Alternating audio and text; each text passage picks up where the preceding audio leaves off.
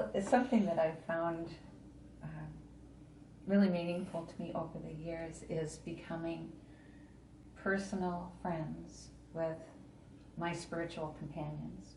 Mm-hmm. And this is something that doesn't seem to be very widely done Mm-hmm. or encouraged.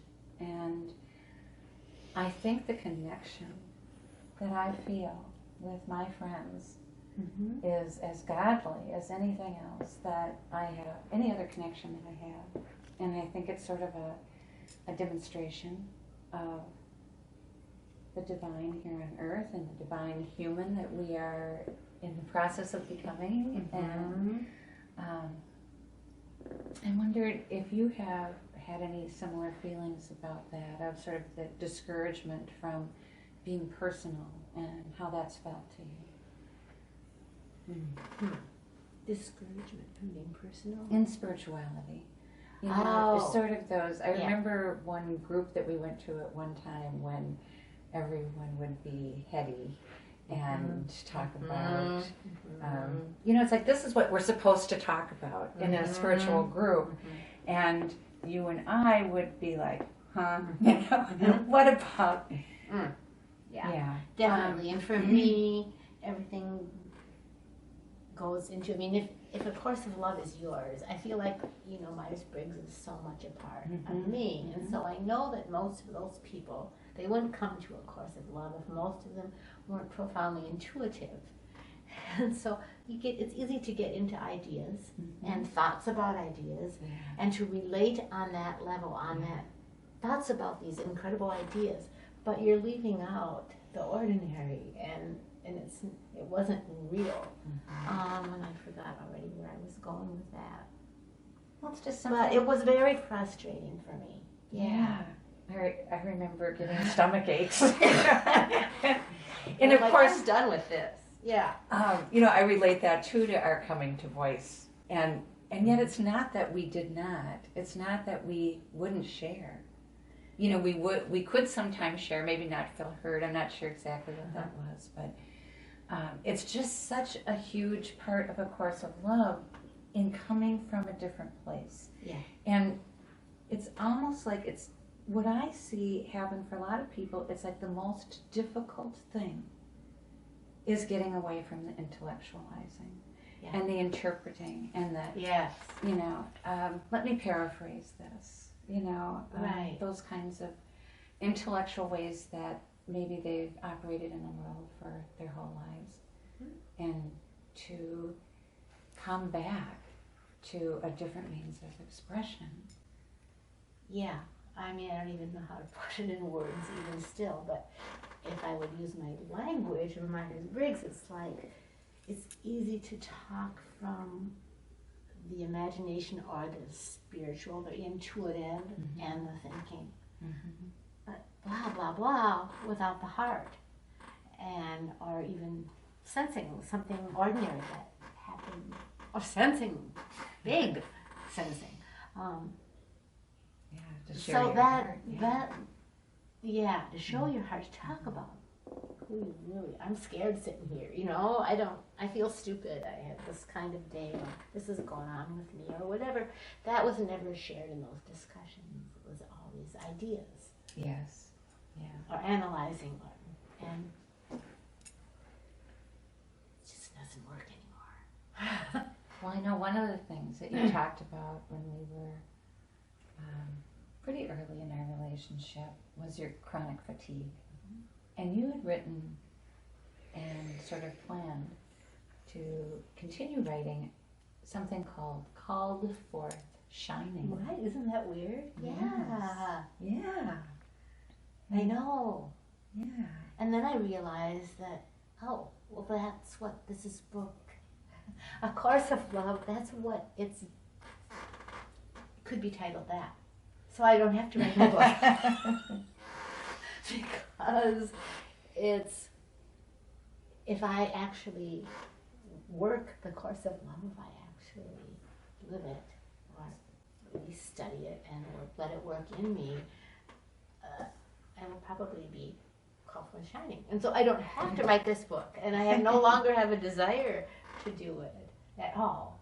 But just the imagination Isn't that of weird? how you turned it around, you know, from chronic fatigue to called for a shining. Because I think you and I have both done reversals like that in our lives, where kind of the worst thing became the shining thing. Yes.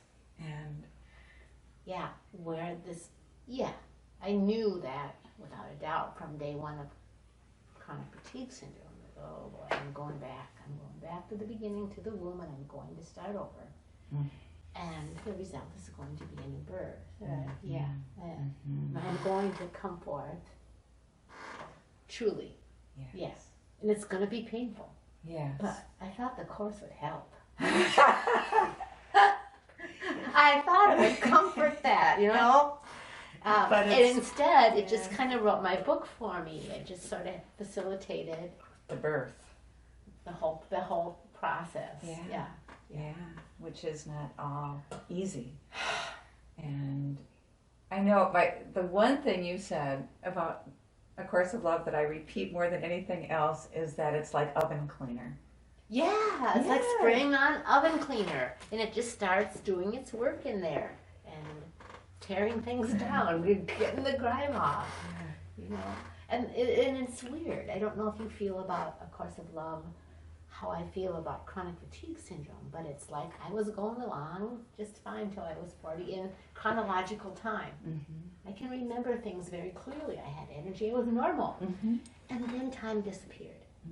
As soon with the onset of that, I'd have my memory. It's all like this. It's not chronological anymore. It's all time. I'm like truly in both worlds. But I think the Course facilitates the same thing. You've got two things going on, so I don't know if after you really got working with the Course and the Course working in you, if you felt like you lost that sense of chronology of time that you might have had before or after.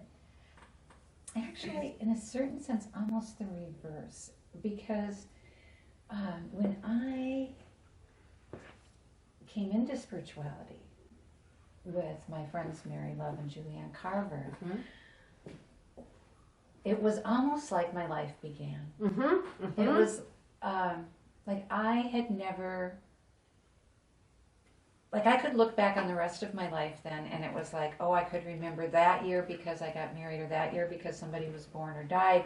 But the other years were like a blur of kind of, you know, just life. Yes. You know, you get up, you go to work, you watch TV, you read a book, you know.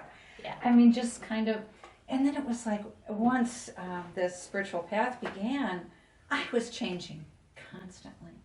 I mean, it's like, I couldn't even believe it. It was like, oh, I'm not that person I was a month ago. And then, oh my gosh, you know, it was just something about that opening of, and to me it was about knowing and being known. Like I felt for the first time, like a couple of people knew me for who I really was. And that began to make all the difference, even to healing, you know, a lot of things that I felt shame about. And so my life has been much more, I guess, meaningful to me, and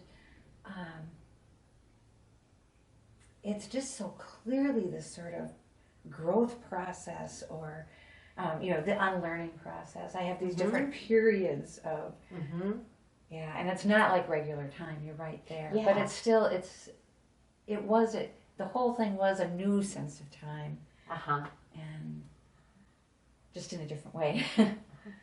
I've been trying to get back into the Grace trilogy again. Because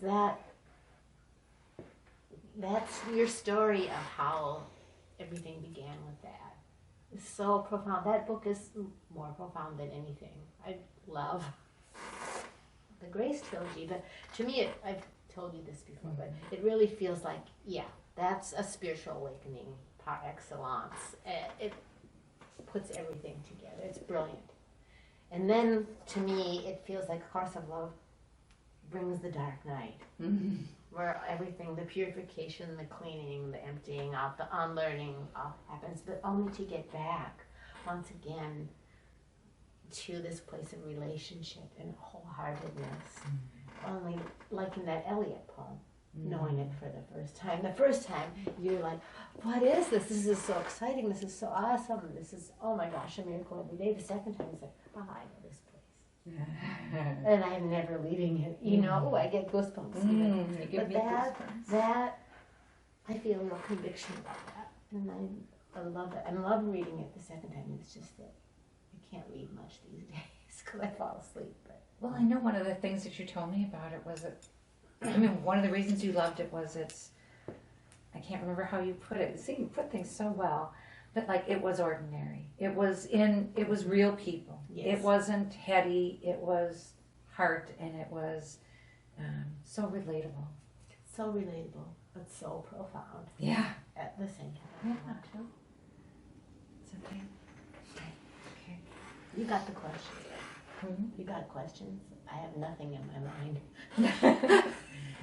I think we got my questions and we went beyond my questions, and that's great. Good. So, anyway, thank you so much, Christie Lord, for all that you have given me over the years and for being willing, despite not wanting to at all, sit and share this conversation with me. Thank you. You're welcome. I didn't expect to get to talk about things that I loved or even have. I know what I love now. So, I mean, that's really cool.